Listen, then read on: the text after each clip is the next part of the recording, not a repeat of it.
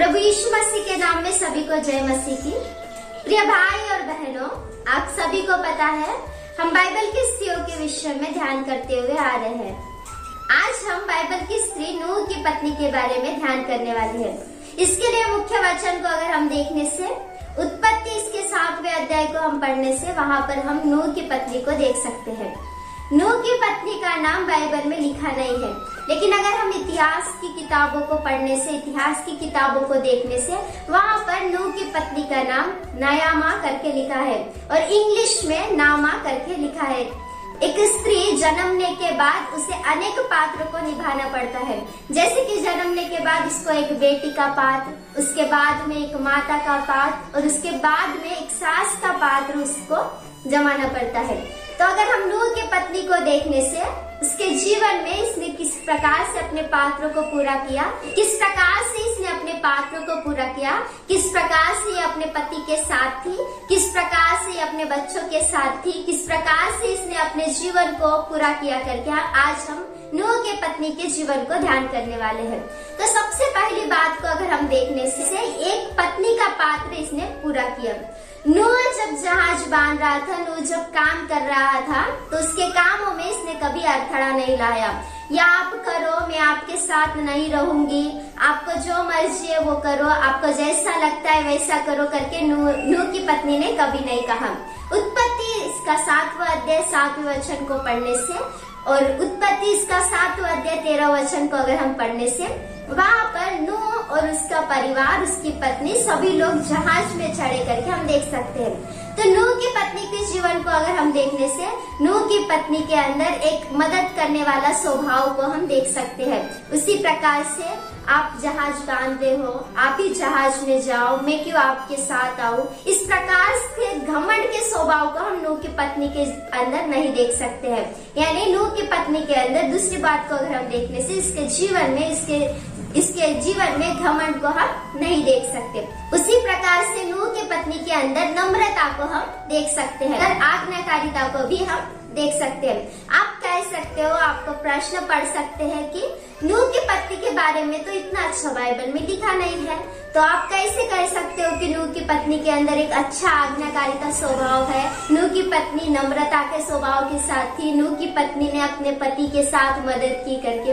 अगर हम अय्यूब इसका 2रा अध्याय 10वें वचन को अगर हम पढ़ने से अय्यूब अपनी पत्नी के साथ कहता है, हे मूढ़ स्त्री, तू इस प्रकार से क्यों कहती है। देखिए, अय्यूब ने अपनी पत्नी को इस प्रकार से कहा करके बाइबल में स्पष्ट रीति से लिखा गया है। अगर नूह की पत्नी ने भी इस प्रकार से अपने पति को कहा होता या इस प्रकार से बातें अपने पति के साथ की होती तो जरूर पवित्र आत्मा परमेश्वर पवित्र शास्त्र में लिखवाते थे।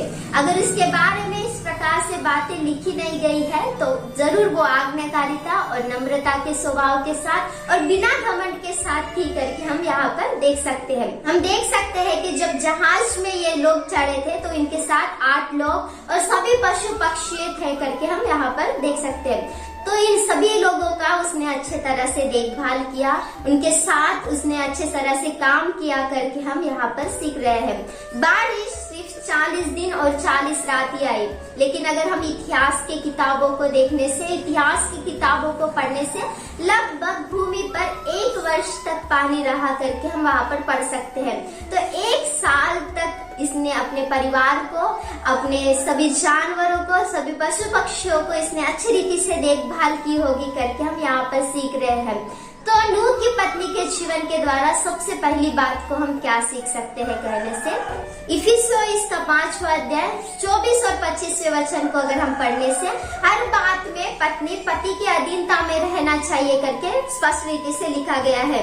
इसी प्रकार से अगर हम पढ़ने से पहला पत्रस इसका 3रा अध्याय 1 वचन को अगर हम पढ़ने से वहाँ पर स्पष्ट रीति से लिखा गया है कि एक पत्नी पति के अधीनता में रहना चाहिए। उसी प्रकार से इफिसियों 5वां अध्याय 33वें वचन को पढ़ने से हर पत्नी अपने पति के साथ भयभीतता के साथ रहना चाहिए करके अपने आप को देखना चाहिए। अगर हम नूह की पत्नी को देखने से उसने अपने पति के साथ एक डर के साथ, गौरव के साथ, अपने पति के साथ अधीनता में रहकर उनके साथ किसी प्रकार से विरोध नहीं करते हुए और बिल्कुल घमंड नहीं करते हुए जीती थी करके हम यहाँ पर सीख रहे हैं। तो इस पहले पॉइंट के द्वारा हम क्या सीख सकते हैं कहने से, एक पत्नी होने के नाते आपके जीवन किस प्रकार से है। क्या आप अपने पति के साथ एक सहकर्मी की तरह या उनकी मदद करने वाली की तरह हो? क्या आप एक पत्नी होने के नाते अपने पति के हर बात में उसकी सहायता कर रहे हो, बिना घमंड के साथ वो जैसे कहते हैं उस प्रकार से आप चल रहे हो, या अपने जीवन में उनके साथ आज्ञाकारिता या नम्रता के स्वभाव के साथ हो?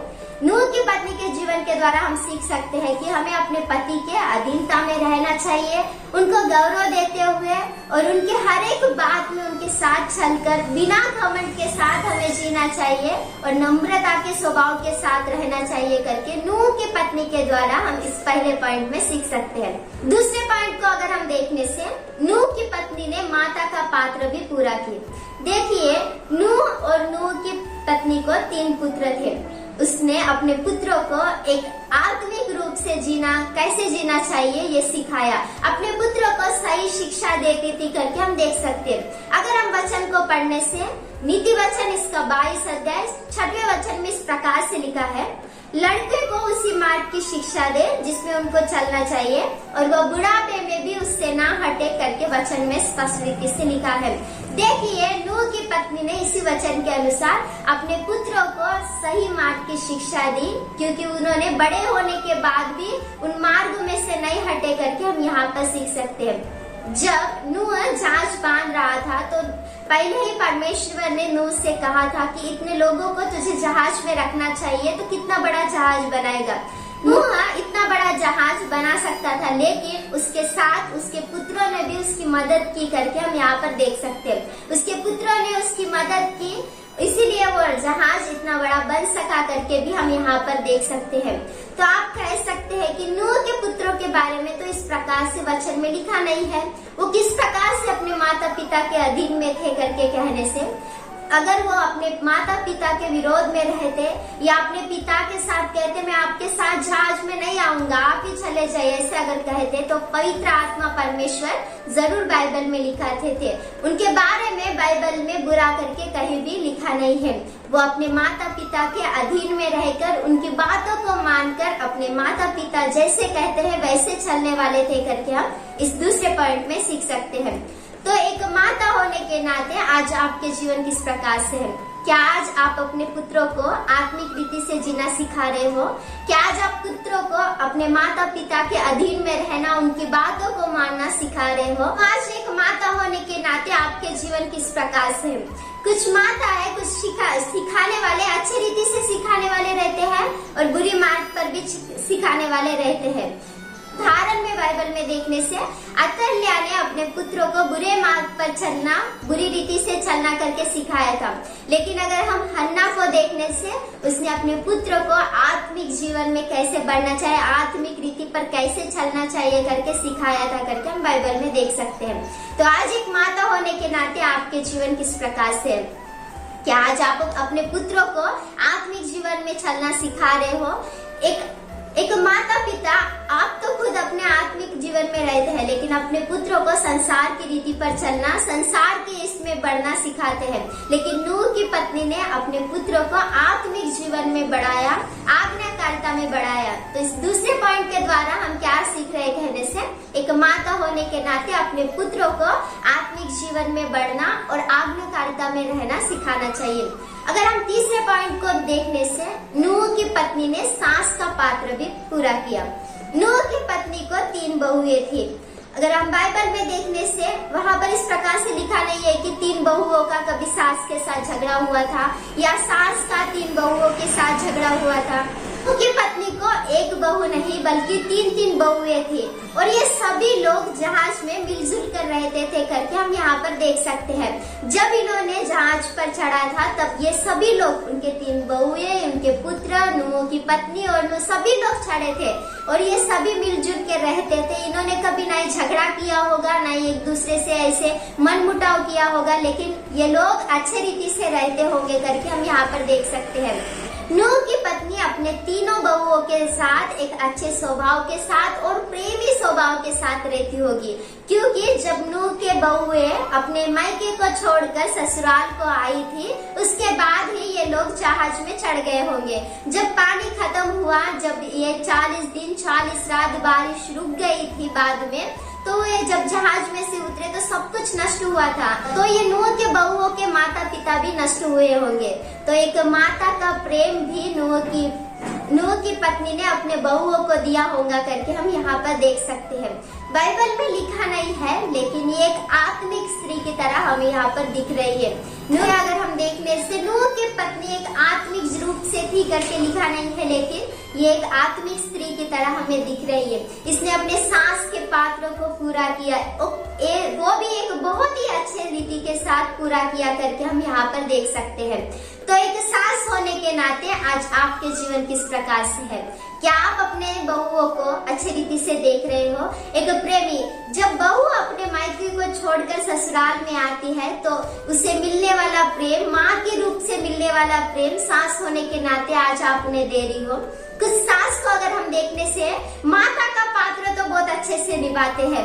एक माता होने के नाते अपने बच्चों को किस प्रकार से बढ़ाना चाहिए, अपने बच्चों को किस प्रकार से पोसना चाहिए, उन्हें किस प्रकार का प्रेम देना चाहिए, ये सारी बातें माता का पात्र वो बहुत ही अच्छे से निभाते हैं।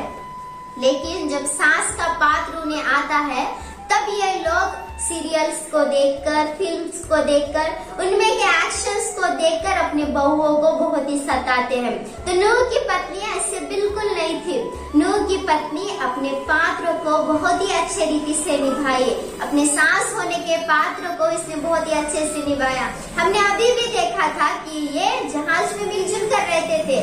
इनकी माता इनके पिता लोग मर गए होंगे, लेकिन इसने माता का प्रेम अपने बहुओं को दिया। तो आज सास होने के नाते इस तीसरे पॉइंट के द्वारा हम क्या सीख सकते हैं कहने से? तो एक सास होने के नाते अपने बहुओं को एक माता का प्रेम या एक अच्छा प्रेम देना चाहिए। तूने अपने घर में से ये नहीं लाया, वो नहीं लाया, उनको टॉर्चर करना या उनको तकलीफ देना नहीं रहना चाहिए। लेकिन जैसे हम अपने पुत्रों को प्रेम देते हैं, जैसे हम अपने लड़कों को प्रेम देते हैं, वो भी हमारी लड़की है, वो दूसरे घर से आए लेकिन एक बेटी की तरह उसको देखना चाहिए करके हम इस तीसरे पॉइंट के द्वारा सीख सकते हैं। नूह की पत्नी के जीवन को अगर हम देखने से इसने 3 पात्रों को बहुत ही सही रीति से किया। सबसे पहले तो इसने एक पत्नी का पात्र बहुत ही अच्छे रीति से किया। अपने पति के अधीनता में रहकर, उनके साथ नम्रता के स्वभाव के साथ रहकर, उनकी सभी बातों को मानते हुए, उनके साथ अच्छे से काम करते हुए भी करके हमने पहले पॉइंट में देखा।